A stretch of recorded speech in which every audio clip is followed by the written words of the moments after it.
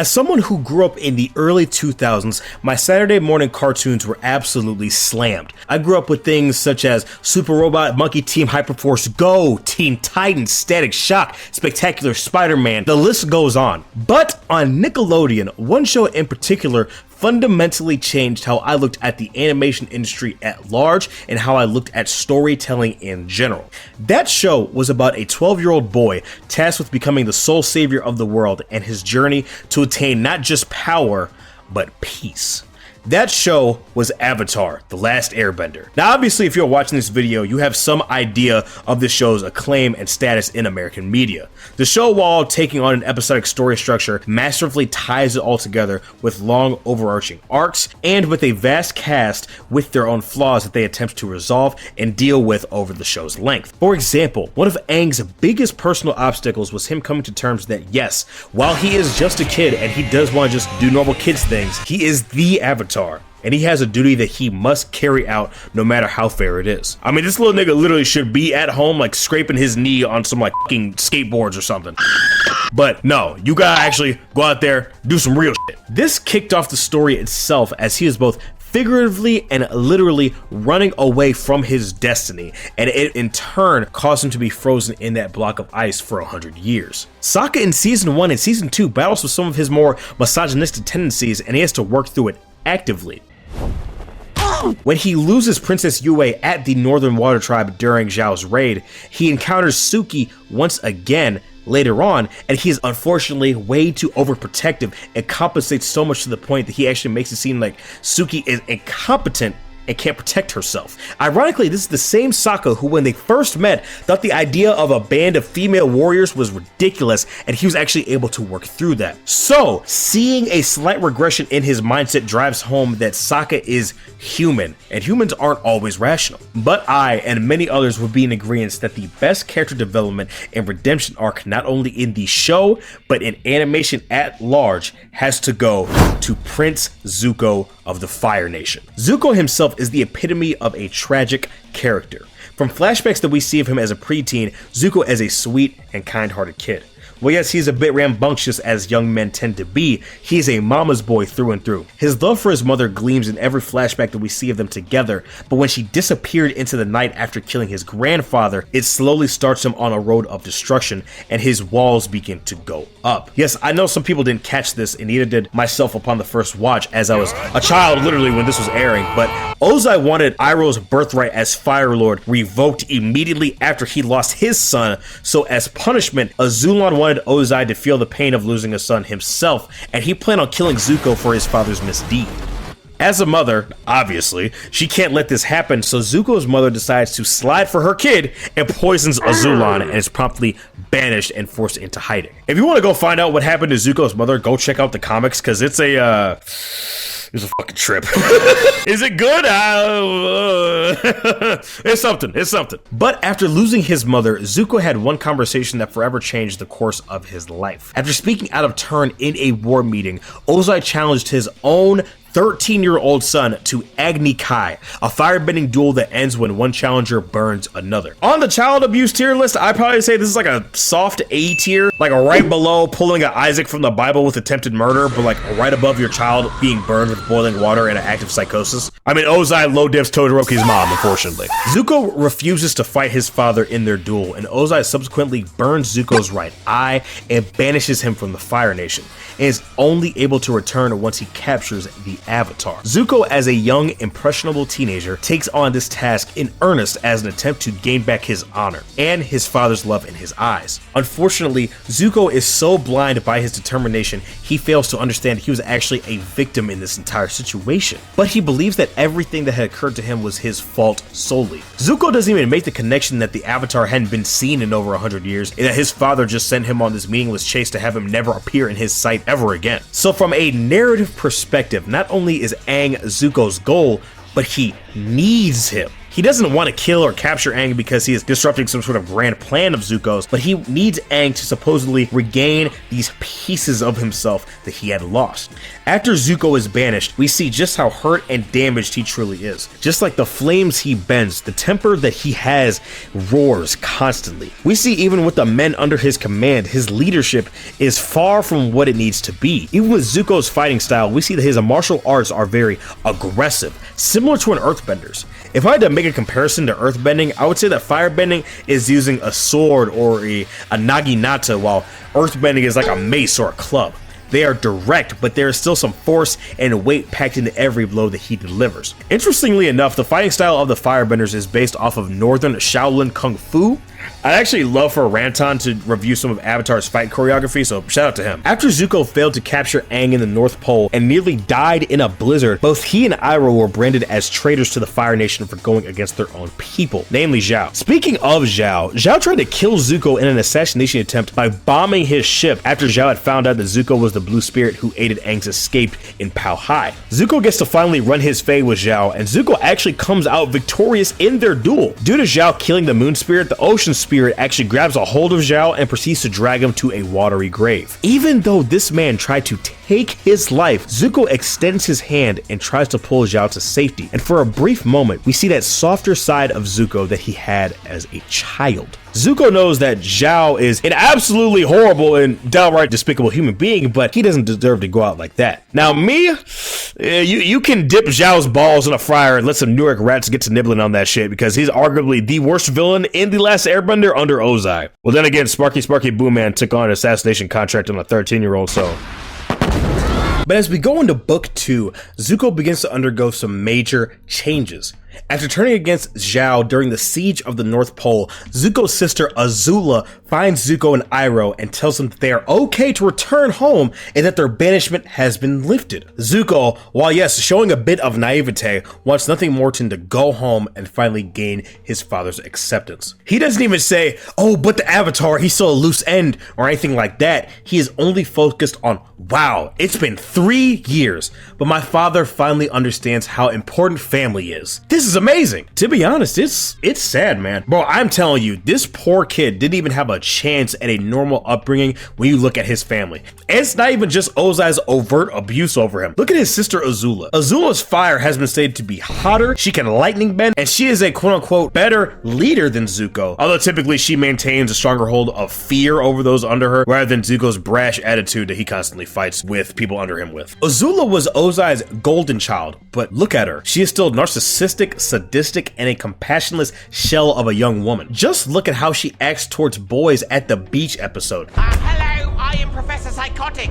I'm making an egg with my DNA in my evil laboratory. She literally has no idea how to flirt, how to make small talk that doesn't revolve around war or conquering someone else. And when she gets a taste of real power, supposedly, at the tail end of the 3rd season, she begins to deteriorate mentally faster and faster and faster. Now granted, yes, it's implied that Azula has some underlying mental issues, but it is further exacerbated by her family's lifestyle and her father's mentality concerning what power is. The point is, these kids were always against the eyes from jump. Remember, Zuko was 16 and Azula was 14 during the events of Avatar. Yeah, all you fucking degenerates horny posting about this fucking child need to check yourselves real quick, bro. Going back to Zuko specifically in season 2, Azula attempts to capture Iroh and Zuko under the false pretense that their father wanted them back. And we see just how hurt and angry at this deception is. Raise the anchors. We're taking the prisoners home. Bruh.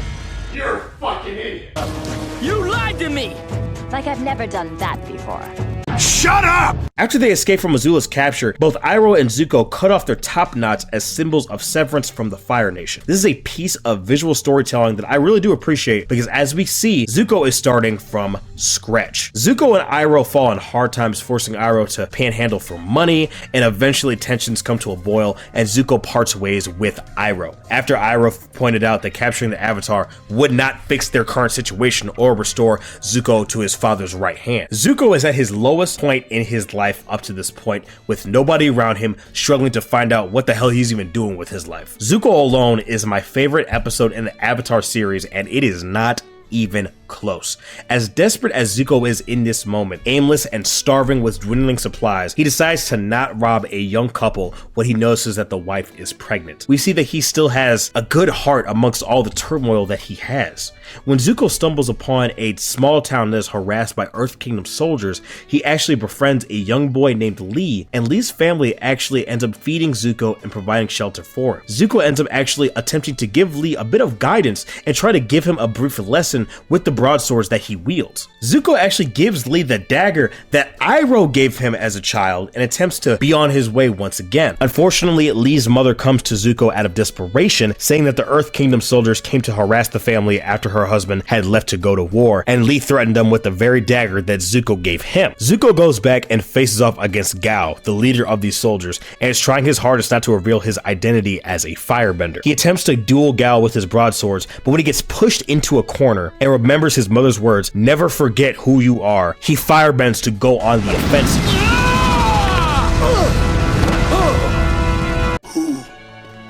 Who are you?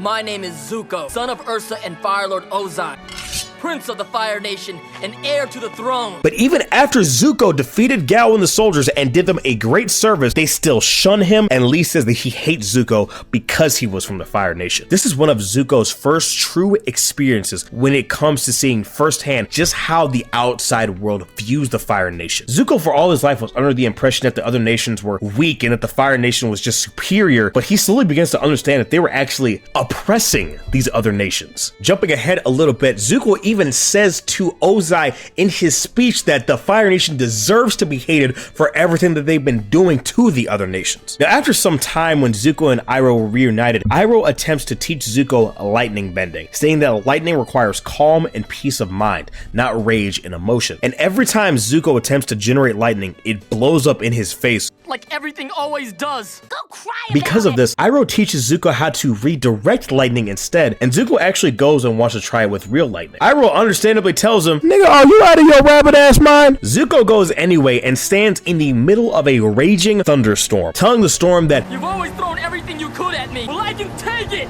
and now I can give it back. this is sad, man. Knowing everything we know about Zuko and just how conflicted he is internally about his place in the world, and he thinks he finally has an expression to get everything out that pains his heart, but the lightning never comes Zuko's way, and Zuko ends up crying out in frustration.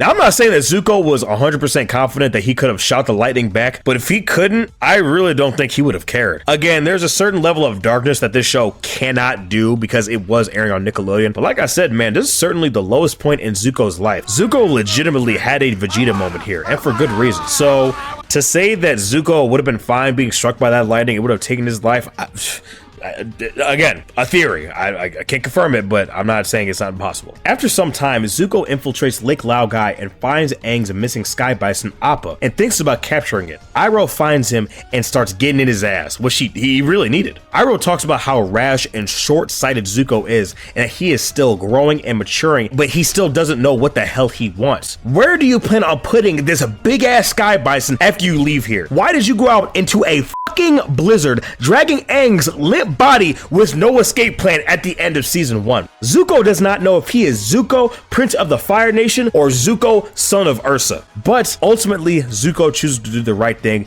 and lets Appa free to go back to Aang. Zuko reflects on Iroh's words and actually throws the blue spirit mask down into the lake, supposedly being done with that very more deceptive and treacherous part of his life. Almost immediately after this, Zuko falls very ill and begins to have intense dreams about 2 dragons in his ear when he imagines himself as a Fire Lord. While one dragon is representative of Iroh, the other dragon represents Azula, with their respective thoughts and ideologies echoing in Zuko's head. The red dragon was Zuko's side of peace, wanting to forget the Fire Nation and move on with his life and now have this sense of duty, while the blue dragon represents his desire to return to the Fire Nation. to capture the Avatar and restore his honor within his family. Like Zoink Scoops, I don't think these are regular mushrooms. Iroh says that Zuko is going through a metamorphosis. And bro, I don't know what fucking existential crisis that you've had, but I've never had one to the point where I was borderline comatose for days. Then when Zuko comes out of this illness, he is nice? Like nice to a disturbing amount. Like, you know that TV trope where someone's body gets hijacked by like an alien or something, and the alien has no idea how this person acts on a regular basis, so they do whatever they think the person might act like? Yeah, that's how Zuko acts here. And it makes sense. Zuko, no matter what he thinks in this moment, is lost. And he is acting how he thinks he should act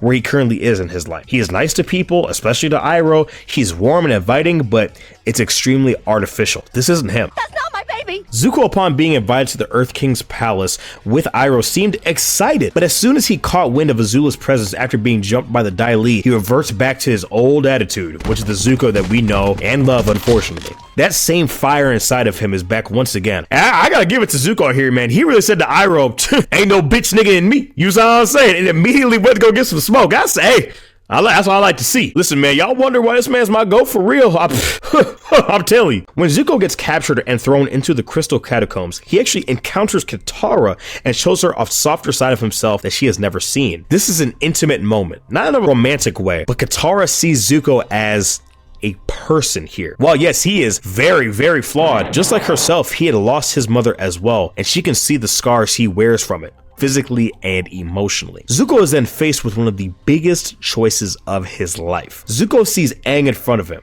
Aang, the object representing his supposed redemption in his father's eyes, something that he has been chasing for so long, finally right in front of him. But on the opposite side, he sees his uncle Iroh in danger of getting captured by the Dai Li. Iroh has been a guiding force in Zuko's life ever since his father disavowed him publicly, and Iroh's love for his nephew has never once wavered, regardless of how bullheaded Zuko was to go against his wisdom. And in a moment of weakness, Zuko chooses to go after Aang instead of remaining by his uncle's side. This, as a viewer, is so frustrating to see Zuko revert back to his old ways after supposedly going through this metamorphosis that Iroh talked about. We are disappointed, and immediately after the conflict with Aang ends and he is supposedly killed at the hands of a fatal lightning strike by Azula, we do see something different from Zuko. Azula attempts to cheer Zuko up as she sees him regretting his betrayal of Iroh, and Azula responds with saying that Iroh actually betrayed him, which we already know to be false. Then Azula says that his honor will be restored once he finally goes back to the Fire Nation after Aang's death, and Zuko says,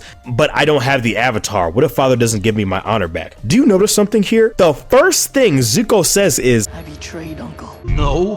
Azula brought up his honor, not him. In this moment, Zuko's honor is secondary for him in this conversation. So when Iroh said that he was going through a metamorphosis and he told Katara in the midst of their fight in the cave that he had changed, he wasn't lying. He was right. Zuko in this moment felt shame for the first time in a long time. Zuko's conviction had wavered here. As we continue into season 3, we can see that these cracks only begin to get larger and larger and larger until they finally collapse. Moving into season 3 of Avatar, we see Zuko partaking in this life of luxury and status that he has longed for in his homeland. He finally has his girl back, his father welcomed him back with open arms, and in the eyes of everyone around him, he has successfully redeemed himself. Yet, we see at night, he sneaks into the prison his uncle is held in and attempts to bring him some good food. Whenever he tries to speak to Iroh, he gets the cold shoulder.